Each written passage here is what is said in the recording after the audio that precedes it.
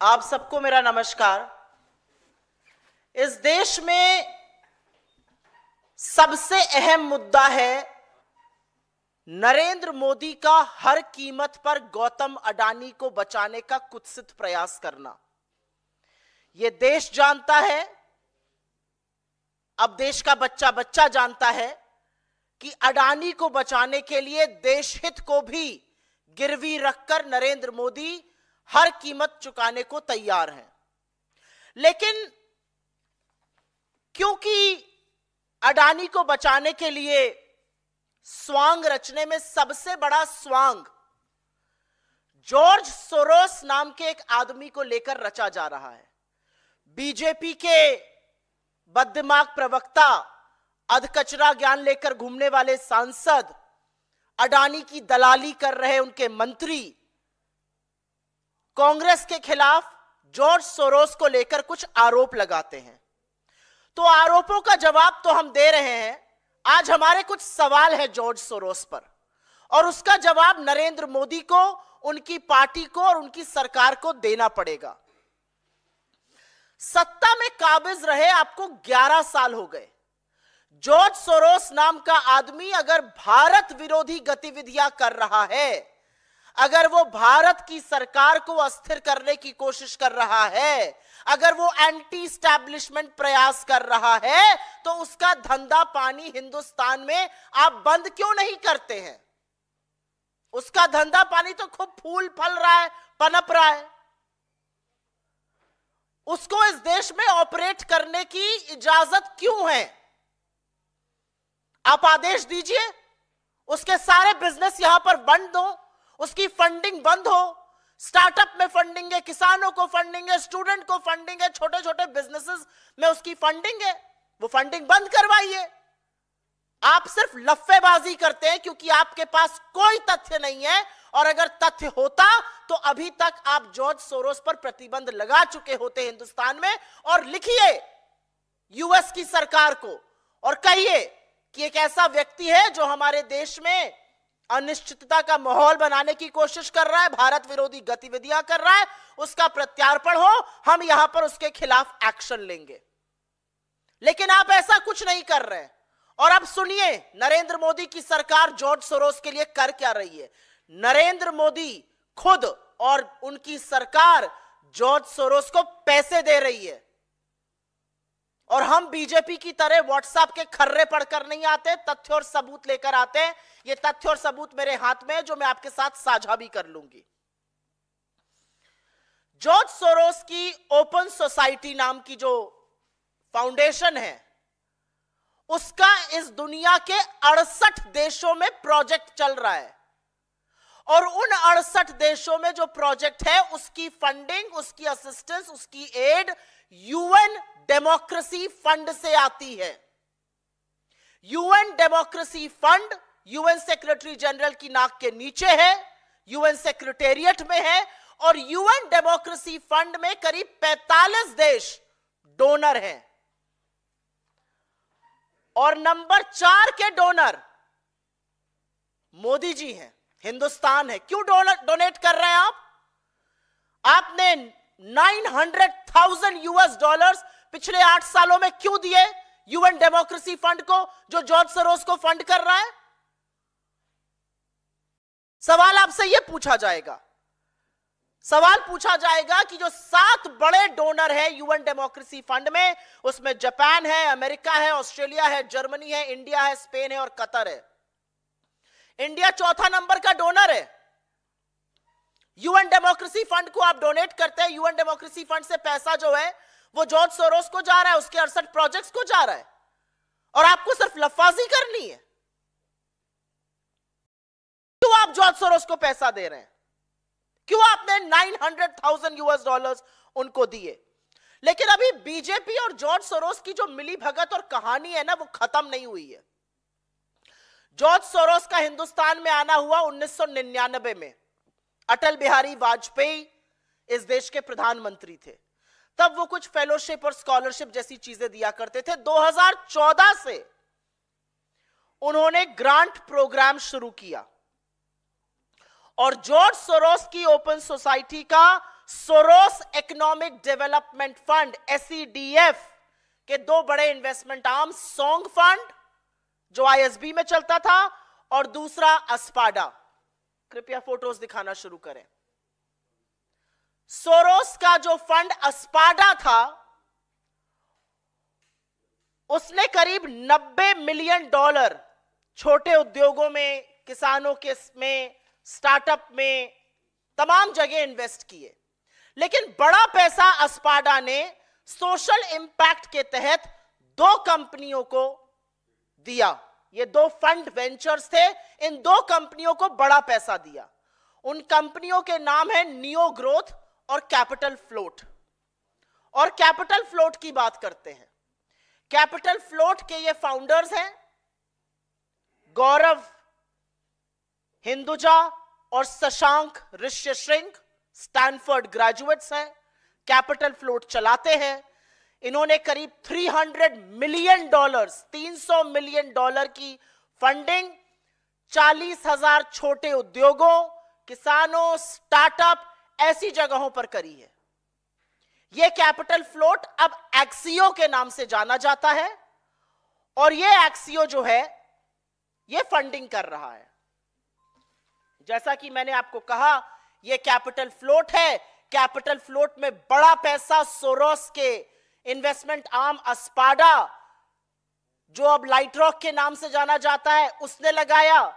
Capital float का नाम अब बदल के एक्सियो हो गया है और उसको ये दो नौजवान गौरव हिंदुजा और शशांक ऋष्यशृंग चलाते हैं। ये दो नौजवान प्रतिभावान हैं। इन्होंने $300 मिलियन इन्वेस्ट किए हैं, 40,000 छोटे मध्यम लघु उद्योगों को दिए हैं। इन्होंने करीब पैसा किसानों को दिया है, स्टार्टअप में लगाया है। ये मोदी जी के दोनों व्यक्ति बड़े प्रबल समर्थक हैं। उनके साथ काफी मंच साझा करते हैं। आपको दिख रहा है इस फोटो में नरेंद्र मोदी, गौरव हिंदुजा, अमिताभ कांत, जितेंद्र सिंह। गौरव हिंदुजा इसके फाउंडर हैं, तमाम मंच साझा करते हैं। उनके दूसरे फाउंडर शशांक ऋष्यशृंग हैं, वो भी मंच साझा करते हैं, खुश होते हैं। प्रधानमंत्री जी से मिलकर ये लोग गौरवान्वित महसूस करते हैं। प्रधानमंत्री इनके कार्यक्रमों में जाते हैं, मंच साझा करते हैं इनके साथ। और ये सिर्फ प्रधानमंत्री के प्रबल समर्थक नहीं है, ये उनके नोटबंदी जैसे कानूनों को ऐतिहासिक भी बता चुके हैं। ये गौरव जी का एक ट्वीट मुझे मिला है, एक पोस्ट मिला है कि जबरदस्त आपने फैसला किया है, जबरदस्त फैसला है नोटबंदी का। इस तरह की बातें जो हैं यहां पर आपको दिख रही हैं। Champions of change NITI Aayog का एक फंक्शन था, उसमें कैपिटल फ्लोट के फाउंडर होने की हैसियत से ये दोनों लोग आए थे और वहां पर इन लोगों ने खूब मंच साझा किया, फोटो खिंचवाई, जैसा कि मैंने आपको इन दोनों फोटो में दिखवाया है। एक गौरव हिंदुजा है, एक शशांक ऋष्यशृंग है। ये सोरोस बैक्ड फंड, ये सोरोस के पैसे से पोषित फंड चलाते हैं। और अगर सोरोस देश विरोधी काम कर रहे हैं तो ऐसे व्यक्तियों के साथ आप मंच क्यों साझा कर रहे हैं? और अब आगे की कहानी सुनिए। मंच ही साझा नहीं कर रहे हैं, यह रिश्ता बहुत गहरा है, बहुत गहरा है और बहुत प्रगाढ़ रिश्ता है। शशांक जी का विवाह 2017 में मुंबई में हुआ और इस विवाह में प्रिया शाह जी के नाम की युवती थी, उनसे विवाह हुआ। प्रिया शाह जी राजेश शाह जी की बेटी हैं और वीरेंद्र शाह जो बीजेपी के कोषाध्यक्ष होते थे उनकी पोती हैं। वीरेंद्र शाह जी वही व्यक्ति हैं जो राज्यसभा सांसद भी रहे और उसके बाद पश्चिम बंगाल के गवर्नर रहे और 2013 में जब उनका निधन हुआ तो तत्कालीन भाजपा अध्यक्ष राजनाथ सिंह जी ने उस पर ट्वीट करके शोक संदेश भी जारी किया था। शशांक ऋष्यशृंग की शादी भाजपा के नेता वीरेंद्र शाह की पोती प्रिया शाह से हुई। उस शादी में लाल कृष्ण आडवाणी शामिल थे, उस शादी में देवेंद्र फडणवीस शामिल थे। ये आपके सामने तथ्य हैं उस टाइम के अखबार जो बता रहे हैं कि उस बड़े विवाह में जो संपन्न हुआ, दूसरा भी दिखाइए अडवाणी जी वाला, उसमें कौन कौन आया था, ये सब लोग उसमें शामिल हुए। इस शादी में वर वधू को आशीर्वाद दिया। और उसके एक ही साल पहले जब प्रिया के भाई मतलब वीरेंद्र शाह जी के पोते की शादी हुई थी तो उसमें पीयूष गोयल वगैरह भी शामिल हुए थे। तो रिश्ता बहुत गहरा है। शशांक ऋषिशृंग का बीजेपी के एक परिवार से रिश्ता है, लेकिन वो जॉर्ज सोरोस द्वारा पोषित एक फंड को चलाते हैं, कैपिटल फ्लोट, जो अब एक्सियो है। तो इस पर अब हम क्या कहें? हमारा सवाल है कि ऐसे लोगों के साथ आप क्या कार्रवाई करिएगा? ऐसे लोगों के खिलाफ आप क्या कार्रवाई करिएगा? बीजेपी सोरोस पोषित लोगों से रिश्ता क्यों रखती है? नरेंद्र मोदी सोरोस पोषित लोगों से गलबैया क्यों करते हैं? अगर जॉर्ज सोरोस इस देश के खिलाफ गतिविधि कर रहे हैं तो यूएन डेमोक्रेसी फंड जो उनको पैसा देता है उसमें आप डोनर क्यों हैं? ये सारे सवाल आपसे पूछे जाएंगे, इस मंच से नहीं, हर जगह से पूछे जाएंगे। और अब क्योंकि दो चार झूठ और बोले गए हैं तो वो भी बताना जरूरी है। डूबते को तिनकों का सहारा, बीजेपी को फेक न्यूज का सहारा। मीडिया पार्ट लगाइए जरा। एक फ्रेंच मीडिया पार्ट, एक फ्रेंच मीडिया कंपनी है media part, please put media part, the last one. एक फ्रेंच मीडिया कंपनी है मीडिया पार्ट। जब बीजेपी के अधकचरे ज्ञान वाले लोगों ने प्रेस कॉन्फ्रेंस करी और दलाल जो बने हुए हैं सदन में बोले तो उन्होंने मीडिया पार्ट का हवाला दिया। गजब बात है। मीडिया पार्ट ने डिनाई कर दिया कि नहीं, हमारे बल पर फेक न्यूज मत फैलाइए। फैक्ट्स जो हैं आपकी कंस्पिरेसी थ्योरी को डिनाई करते हैं, हमने कोई ऐसा आर्टिकल ही नहीं छापा है। ये तो मीडिया पार्ट ने बीजेपी की फेक न्यूज का कच्चा चिट्ठा खोल दिया। लेकिन मीडिया पार्ट के कच्चा चिट्ठा खोलने से पहले हमारा एक सवाल है, मीडिया पार्ट का आपको बड़ा सहारा मिल रहा है, मीडिया पार्ट के बलबूते पर आप फेक न्यूज फैला रहे थे। अगर मीडिया पार्ट आपके लिए इतना विश्वसनीय है तो यह बताइए, जब यह राफेल का खुलासा करता है तब इसके खिलाफ प्रेस कॉन्फ्रेंस क्यों कर रहे थे? तब क्यों कह रहे थे ये भारत विरोधी साजिश रच रहा है, षड्यंत्र रच रहा है? खैर अब तो दूध का दूध और पानी का पानी हो गया है, करारा तमाचा आपके मुंह पर पड़ा है। मीडिया पार्ट ने बोल दिया है हमारा कोई ऐसा आर्टिकल ही नहीं है, हमारे बूते पर फेक न्यूज फैलाना बंद करिए। ठीक वैसे ही जैसे अमेरिका ने आपके मनगढ़ंत जो आप आरोप फैला रहे थे अडानी को बचाने के लिए, जो आप राष्ट्रहित को गिरवी रखकर हमारे संबंध बिगाड़ने की कोशिश कर रहे थे अमेरिका से और कह रहे थे अमेरिका कर रहा है ऐसा, अमेरिका ने भी कह दिया हमने ऐसा कुछ नहीं किया है। लेकिन एक ऑर्गेनाइजेशन है ओसीसीआरपी, उसका बड़ा हवाला देते हैं, इसको हटा दीजिए, just go to the main, go to the background. उसका बड़ा हवाला देते हैं ओसीसीआरपी का। ओसीसीआरपी के लिए ये लोग कहते हैं ये एक फंडेड पेपर है और ये भारत के खिलाफ साजिश कर रहा है।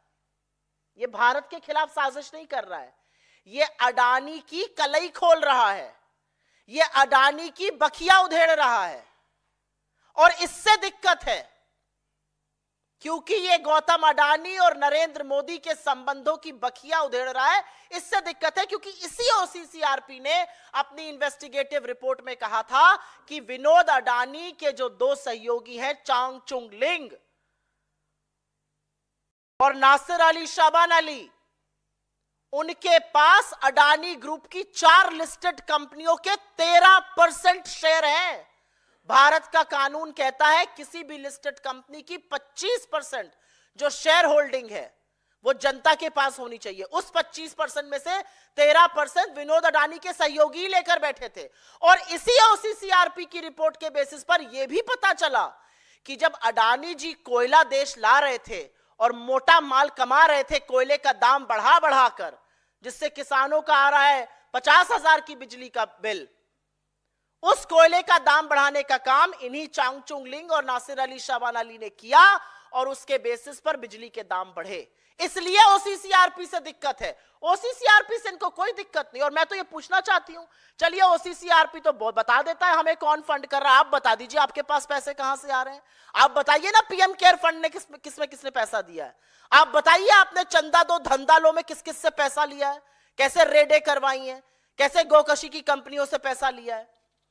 तो ये हो गई ओसीसीआरपी और मीडिया पार्ट की बात। फिर हम बात करते हैं विदेशी मीडिया पर आश्रित है कांग्रेस। ये बात सुनने में बड़ी मिलती है, सदन में भी ये बोलते हैं, टीवी डिबेट में भी अधकचरा ज्ञान लेकर जो आते हैं वो ये बोलते हैं।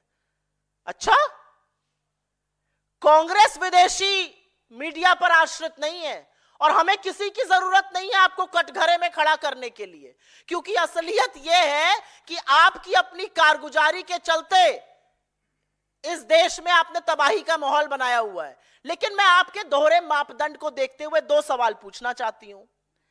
अगर आपको विदेशी मीडिया से दिक्कत है तो जो मोदी जी के कसीदे पढ़ देते हैं उनको सारी पार्टी उछल कूद करके, नतमस्तक करके, शीर्षासन करके क्यों शेयर करती है?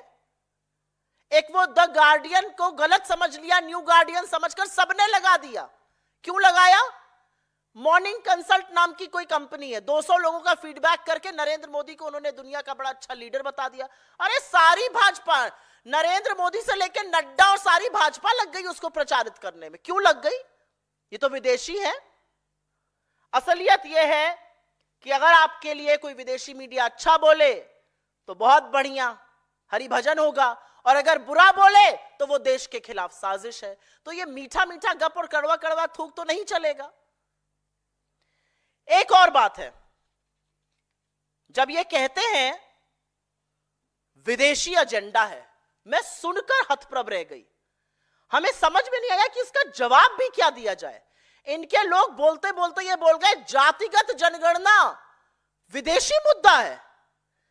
इस देश का पिछड़ा, इस देश का आदिवासी, इस देश का दलित, इस देश का गरीब सामान्य वर्ग जातिगत जनगणना की मांग कर रहा है। आप भाग रहे हैं जातिगत जनगणना से और इसको आप विदेशी मुद्दा बनाइएगा।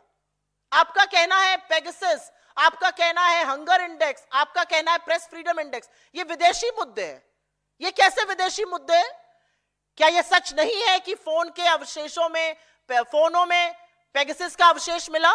क्या यह सच नहीं है कि हम निरंतर भुखमरी इंडेक्स पे गिर रहे हैं? क्या यह सच नहीं है कि प्रेस फ्रीडम इंडेक्स में हिंदुस्तान 159 आउट ऑफ 180 है? क्या यह सच नहीं है कि 165 देशों की सूची में ह्यूमन फ्रीडम में हम 109 पर हैं? ये विदेशी एजेंडे हैं। विदेशी एजेंडा जो है वो देश को डिरेल कर रहा है, देश की इकोनॉमी को डिरेल कर रहा है। नहीं प्रभु, उसके लिए आप ही काफी हैं। आपकी नोटबंदी, आपका गब्बर सिंह टैक्स और आपने जिस तरह से पूंजीपतियों को बढ़ावा दिया और किसानों को, छोटे लघु मध्यम उद्योगों को खत्म किया, उसकी वजह से भयावह बेरोजगारी है, आर्थिक असमानता है, लोगों की आय थम सी गई है और सिर्फ मोदी और अडानी को जुटाने में आप सब के सब लगे हुए हैं। अडानी को मोदी का रॉकफेलर बुलाना गलत है, बिल्कुल, ये एक सही बात कही। वो रॉकफेलर थोड़ी है, वो तोता है जिसमें मोदी की जान बसती है, उसको रॉकफेलर बुला रहे हैं हम लोग, गलत कह रहे हैं। अडानी मोदी का वो तोता है जिसमें जादूगर की जान बसती है, और इसीलिए तो अडानी को बचाने के लिए राष्ट्रहित को ही बलिदान नहीं कर रहे, सदन को भी गिरवी रख दिया है। सारी सरकार, सारी पार्टी अडानी को बचाने में जुटी हुई है। क्या यह सच नहीं है कि आप घूम घूम कर अडानी को डील दिलाते हैं? क्या यह सच नहीं है कि आप अडानी के हवाई जहाज में घूमकर अपना प्रचार करते थे? क्या यह सच नहीं है कि आपने कानून बदले अडानी को पोर्ट, एयरपोर्ट देने के लिए? क्या यह सच नहीं है कि आपने सिख कंपनीज को, जो कंपनियों में गड़बड़ी हो जाती है, उनको कौड़ियों के दाम पर अडानी को दिया? क्या यह सच नहीं है कि अडानी के चलते आपने नीति आयोग और फाइनेंस मिनिस्ट्री की भी अनदेखी करी? तो असलियत यह है कि जब जब आपकी कलई खुलेगी तब तब आपको कांग्रेस अपने साथ और अपने सामने नजर आएगी। लेकिन मैं फिर से उस सवाल पर जाना चाहती हूं जिससे मैंने अपना प्रेस वार्ता शुरू करी थी, और सवाल यह है कि जॉर्ज सोरोस अगर देश विरोधी हरकतें कर रहा है तो उसका धंधा पानी यहां क्यों चल रहा है? उसके प्रत्यार्पण के लिए आपने चिट्ठी क्यों नहीं लिखी?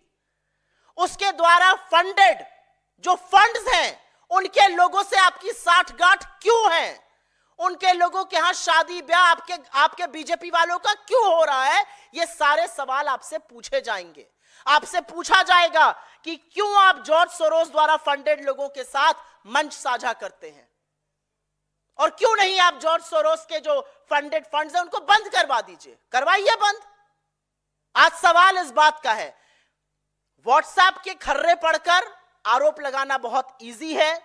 तथ्यों के साथ और प्रमाण के साथ हमने अपनी बात रखी है। अगर बीजेपी के अंदर दम होगा तो वो जरूर इन बातों का जवाब देगी।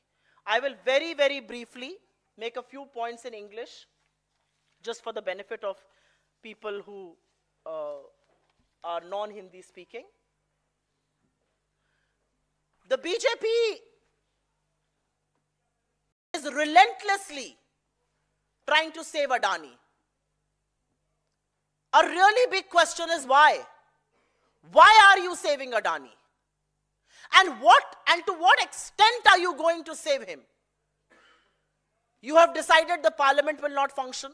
The reality is that it is the ruling party which is obstructing proceedings. It is the ruling party which is asking for adjournment. It is the ruling party which is going in the well of the house. It is the ruling party that's causing disruption. And which is why our democracy is on test. But because you hide behind a man called George Soros, and I give two hoots about who George Soros is, the reality is that you have to answer a few questions. If George Soros is indeed running an anti-India agenda, what are you doing to shut him down in India? Why are you contributing to the UN Democracy Fund, which actually aids 68 projects of George Soros around the world? Why have you contributed $900,000 in the last 8 to 10 years in this UN Democracy Fund? Why are you the 4th largest donor in the UN Democracy Fund? Why are you even a part of the UN Democracy Fund that's giving money to George Soros? So in a way, Mr. Modi is funding George Soros. George Soros came to India in 1999. Atal Bihari Vajpayee ji was the Prime Minister of this country. He came to India, he used to give some fellowships and scholarships. But it was in 2014 that his grant program started. George Soros's Open Society has a Soros Economic Development Fund. It has two big funds, Song Fund and Aspada, which is now known by another name. It has been bought over. Aspada, please go to the first one. Aspada was backed by Soros, and this invested money in two big funds, Neo Growth and Capital Float. Capital Float, founded by these two gentlemen, seemingly bright young boys, Gaurav Hinduja and Shashank Rishyasinghe. This fund is now known as Axio, and Axio, like I said, Gaurav Hinduja and Shashank Rishyasinghe. This fund, these are the two founders. They are seemingly very fond of Mr. Modi. They have shared public platforms with him. They have supported his demonetization. But they were funded by George Soros. Why are you spending time? Why are you sharing the stage? Why are you backing people who have been funded by George Soros? And it doesn't just end there. Shashank Rishyasinghe is married to the granddaughter of Viren Shah. Viren Shah is an ex-treasurer of the BJP. He was also the governor of West Bengal between 1999 to 2004 when Atal Bihari Vajpayee was in government. And when Shashank Rishyasinghe got married to Viren Shah's granddaughter, people like Mr. Advani and then Chief Minister Devendra Fadnavis attended this wedding. When her brother had gotten married, Piyush Goyal and multiple other people had gone. So the question is that what are you doing about all of these funds? And these are not small operators, by the way, just for your information. Axio has supported 40,000 small businesses across the country. It has invested $300 million in small businesses, startups, and other places like that. It has given money to farmers. What are you doing about this? If Soros is running an anti-India agenda, how is money from his fund flowing into Indian startups, flowing into Indian small ventures, flowing into these funds? And why are you sharing platforms with people who are backed by Soros? The reality is that you have zero proof. The reality is you have no evidence, and the reality is you are only hiding behind Soros because you need an alibi to save Mr. Adani. Go back to the main screen, please. And as far as allegations of OCCRP is concerned, OCCRP brought to light how 13% of the public float in 4 Adani listed entities was held by Chang Chung Ling and Nasir Ali Shaban Ali, aides of Vinod Adani. It also brought to light how coal prices were inflated by these 2 individuals, how prices of electricity considerably went up because of them. Media Part, another media organization being quoted by the BJP, has issued a big fat denial and has said that this amounts to spreading fake news because they have never published an article like this. But the counter question is, you want to use Media Part. Media Part has called out your fake news. But even before that, if you want to give Media Part some relevance, why are you not talking about the Rafale scam? Because Media Part also reported on the Rafale scam. It's very convenient for you to not talk about the Rafale scam. The reality is that whether it is the foreign media, which reports, when it reports against you, is a part of some anti-India conspiracy, but you resort to reporting to foreign media when it talks well of Mr. Modi. From Morning Consult to The Guardian, to anybody who has one good thing to say about the Prime Minister, it will be reported by every BJP handle, every BJP worker, every MP, every minister, everybody. Why? And do you honestly believe that we need foreign media to put you in the dock? Your own policies, your own failures, which have caused joblessness, high prices, income inequality, incomes being stagnant. These are reasons enough to put you in the dock. And which is why we are asking the question, why are you taking attention away from the one big scam that this country must discuss, that Parliament must discuss, that Parliament must know? And that is the Adani scam. The Adani scam, which has raised questions on India's corporate governance, India's credibility of markets, India's rule of law and order, amongst various other things. I will go back and raise the final point that I raised before, that there are people associated with the George Soros Fund, backed by that fund, who are very pally with you, who you support. Why are you doing that? And if George Soros is indeed doing an anti-India activity, shut him down. Why are you not doing that either? Why have you not written to the US? And why have you not asked for custody of George Soros? If he's running an anti-India agenda, have you taken any legal recourse?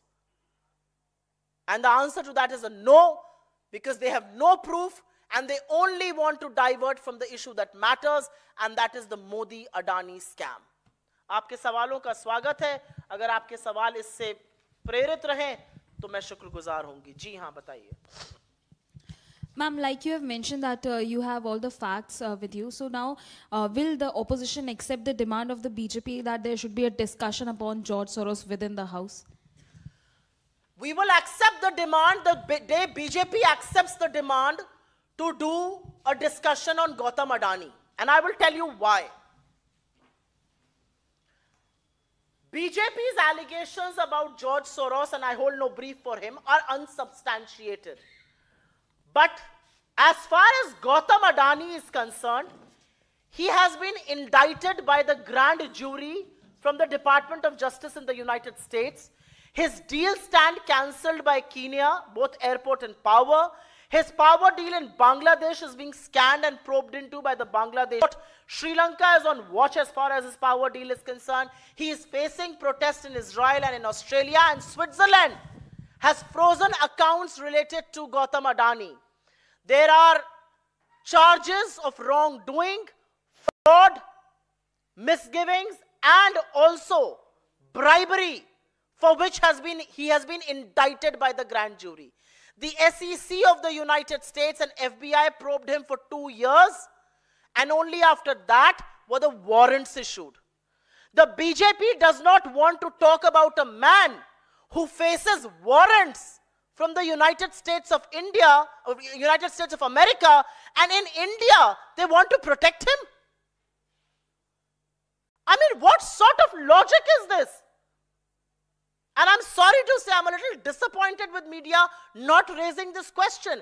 Here is a man who faces indictment, who faces a warrant on charges of fraud, on charges of corruption, on charges of bribery, and bribery paid to Indian officials and Indian politicians.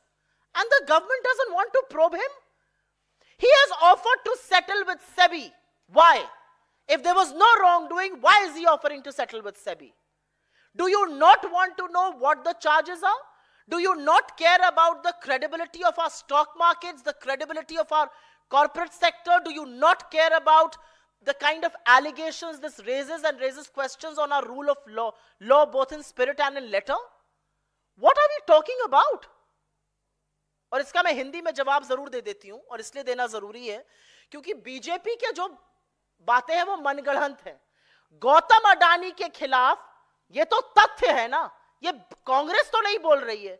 2 साल तक जांच हुई, SEC और FBI ने मिलकर जांच करी, department of justice की ग्रैंड जूरी ने वारंट इशू किया है अमेरिका में, और देशभक्ति के लिए वारंट इशू नहीं किया है। वारंट इशू किया है क्योंकि उनके खिलाफ जालसाजी के, हेरा फेरी के और घूस देने के, भारत में घूस देने के आरोप है।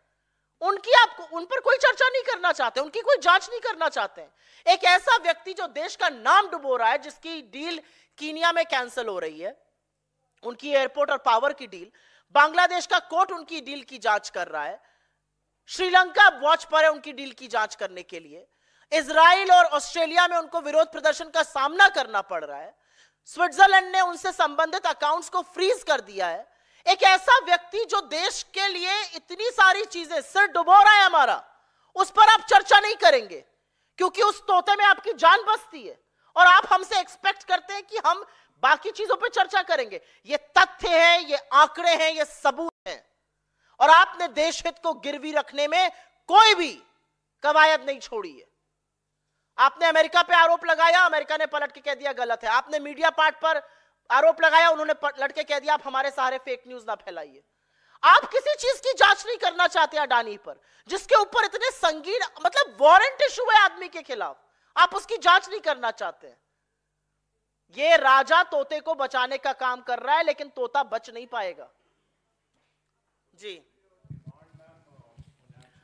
there is only one demand, and that one demand is that Gautam Adani needs to be probed, a JPC needs to be formed, and he needs to be arrested.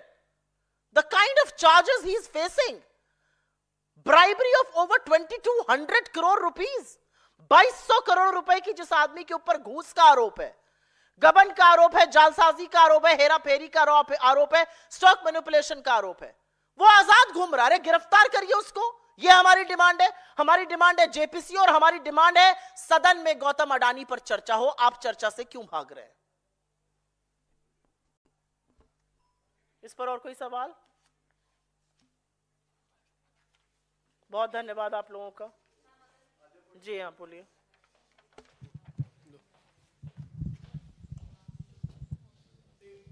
हाँ, ये मेरा भी प्रेस कॉन्फ्रेंस चल रही है, आप लोग बीच में आ गए।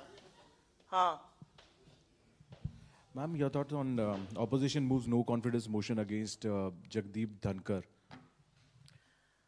I will briefly explain to you what happened in the house yesterday in Rajya Sabha, the house of the elders. The BJP got into the house, and under Rule 267 they gave an adjournment motion which was rejected by Shri Dhankar, India's Vice President and of course custodian of Rajya Sabha. This motion was rejected, and then between 11 and 11:40 and 12 and 12:14, he asked every BJP member to rise and speak. The Congress President, the leader of the opposition, Shri Kharge ji, the Deputy LOP, Shri Pramod Tiwari ji, our Chief Whip, Jairam Ramesh ji, Digvijay Singh ji, senior members, all seasoned politicians got up and asked, under what rule are you allowing them to talk? And he did not listen to them. He just allowed them to speak. And this is not one day in the house, this is several days we see this. Every time a member of the opposition opens his mouth and utters the word Adani, he comes down on them like a ton of brick. Nothing will go on record. Nothing will go on record. Why will it not go on record? Every time the Congress president gets up to speak, you interject him, you expunge important portions of his speech. Why? Because he's a Dalit. And I will raise this question because you have a very, very partisan attitude in the House, and members in the House feel obliged to hold you to record. The kind of snidey remarks that you make, we forget about that. But you are responsible for conducting the House in a bipartisan way. You have just chosen not to do that. मैं इसका हिंदी में भी जवाब दे देती हूं. राज्यसभा में आपने अविश्वास प्रस्ताव की बात करी. सभापति महोदय का जो व्यवहार है वो सबने देखा है. जिस तरह की बातें वो करते हैं सदन और सदन के बाहर, पूरी तरह से राजनीतिक, पूरी तरह से पार्टिजान, वो भी सबने देखी हैं. लेकिन मैं आपको कल का एक छोटा सा वाक्य बता देती हूं. रूल 267 के अंतर्गत स्थगन नोटिस दी थी बीजेपी ने, और बीजेपी की इस नोटिस देने के बाद कुछ भी नहीं होना चाहिए था, क्योंकि ये नोटिस अस्वीकार कर दी थी धनखड़ जी ने. लेकिन धनखड़ जी ने उसके बाद 11 से 11:40 और 12 से 12:14 तक एक एक बीजेपी सांसद को उठवाकर बुलवाया. तो नेता प्रतिपक्ष और कांग्रेस अध्यक्ष श्री खरगे जी ने, उपनेता प्रमोद तिवारी जी ने, चीफ विप जयराम रमेश जी ने, सीनियर मेंबर दिग्विजय सिंह जी ने खड़े होकर पूछा आप इनको किस रूल के तहत बुलवा रहे हैं, और इस पर उनका कोई जवाब नहीं था. उन्होंने कोई जवाब नहीं दिया इस पर, और वो उनको बुलवाते रहे. और जब नेता प्रतिपक्ष बोलने के लिए खड़े हुए तो उनको टोक देते हैं. अडानी का शब्द निकल जाए, nothing will go on record, चिल्लाने लगते हैं. राज्यसभा की जो प्रोसीडिंग्स है, लोकसभा भी पीछे नहीं है खैर, लेकिन राज्यसभा की जो प्रोसीडिंग्स है वो पूरी तरह से राजनीति से प्रेरित, पूरी तरह से नतमस्तक होकर बीजेपी के तहत चल रही है. और ऐसे में हमारे पास कोई चारा नहीं बचा है. किस तरह से उनको हम बोले कि आपका रोल बाइपार्टिजन है, आप बाइपार्टिजन एटीट्यूड भी दिखाइए. Ma'am, one question. As Tahir Hussain has joined AIMIM today, and his name has been announced by Asaduddin Owaisi to contest the upcoming elections in Delhi Assembly, as he was one of those person who were being accused in the 2020 Delhi riots. Such kind of person contesting election, what's the take of the Congress party regarding this? Why is he contesting elections? Which party is supporting him? And what will I know who is supporting him? I'm asking you a rhetorical question. Who is supporting him and why? Why is he being supported? What is this going to do? Whose hands is Mr. Owaisi playing in? And when I say B team of the BJP, people take a lot of offense. He himself takes a lot of offense. But who is he supporting? Whose agenda is he pushing by doing these things? I don't want to speak on more things like that because he's not a member of my party. I haven't given him the ticket. My party doesn't stand with people like that. But if Mr. Asaduddin Owaisi has decided to stand by him, what's his motive? Who is he supporting? And why? And is it not playing into the BJP's ploy of polarization? That's a question all of you who keep meeting Mr. Owaisi inside and outside of Parliament should ask him. जी. हुमायूं है, विधायक हैं TMC के. उन्होंने ऐलान किया है कि मैं अगले साल तक बाबरी मस्जिद अपने इलाके में बनवाऊंगा. अब इन सब बातों का मैं क्यों जवाब दूं? वो एमएलए हैं या सांसद हैं, जो भी हैं, इसका जवाब टीएमसी दे. टीएमसी के सांसद हैं, मेरे सांसद तो हैं नहीं. Ma'am ji. Kiren Rijiju, Union Minister, has attacked Rahul Gandhi, and he said that all he has done is to create tamasha in the parliament, and then he goes abroad, enjoys his holiday. That's the allegation which Kiren Rijiju has made at Rahul Gandhi. Has Kiren Rijiju found time to attend parliament instead of putting his workout videos? Has Kiren Rijiju found time other than lifting weights to tell this country what is he up to? Has Kiren Rijiju found time to make parliament function? The reality is that the failure of the government is apparent in how parliament is not functioning. And what is tamasha? I would like to ask, what is tamasha? You are not allowing the discussion on Gautam Adani, a man who has been indicted, a man who faces various charges around the world, a man who's being probed by various nations across this world, a man who faces a warrant. You are not allowing a discussion there. Why? Because he's close to the Prime Minister. Because any discussion on Adani will amount to a discussion on Narendra Modi. And to attract people's attention, to catch their imagination, We are doing very innovative things. Your problem is that everything innovative that we are doing in parliament, the media is being forced to show this. Whether it's wearing a mask or it's wearing a t-shirt which has a sticker of Modi and Adani, or it's carrying a bag, this is catching popular imagination. That's your problem. And ye tamasha kaise hai? When Atal Bihari Vajpayee comes in a bullock cart protesting against some nominal price rise in fuel, he was doing his democratic duty, and so are we. किरण रिजिजू के पास शायद व्यायाम वगैरह करने से आज वक्त मिल गया होगा, तो उन्होंने वक्तव्य दिया है। सरकार का सबसे बड़ी विफलता है कि सदन नहीं चल रहा है, और सदन में अवरोध बीजेपी बनी हुई है। बीजेपी सदन नहीं चल रही। हम तो जो अपना प्रदर्शन भी है वो सदन के बाहर कर रहे हैं, और ये डिमांड कर रहे हैं कि सदन चलाइए, और सदन के अंदर आके हम चुपचाप बैठ के सदन चलने का इंतजार करते हैं। हो हल्ला कौन कर रहा है? बीजेपी कर रही है। क्यों कर रही है? क्योंकि अगर हो हल्ला नहीं करेंगे तो मोदी और अडानी के ऊपर डिस्कशन करना पड़ेगा। अडानी का डिस्कशन मतलब मोदी का डिस्कशन। क्यों बचा रहे हैं उनको आप? असलियत यह है कि चाहे वो मास्क पहन के प्रदर्शन करना हो, या स्टिकर लगा के करना हो, या बैग लेके करना हो, दुनिया को पता चल गया है मोदी और अडानी एक है, और इसीलिए सेफ है। और मीडिया को भी, क्योंकि वो विजुअल्स अच्छे हैं, दिखाना पड़ रहा है। यह दिक्कत है रिजिजू जी की और उनकी पार्टी की। अगर आपके अंदर जरा सी भी नैतिकता और मर्यादा है, जो कि नहीं है, आपने वो बेच खाई है, उसको गिरवी रख के आप अडानी का बचाव कर रहे हैं। अगर जरा सी भी बाकी है तो गौतम अडानी पर डिस्कशन करा के दिखाइए। 1 घंटे के लिए डिस्कशन करवाइए, आप नहीं करवा पाइएगा। बहुत धन्यवाद आप लोगों का, शुक्रिया।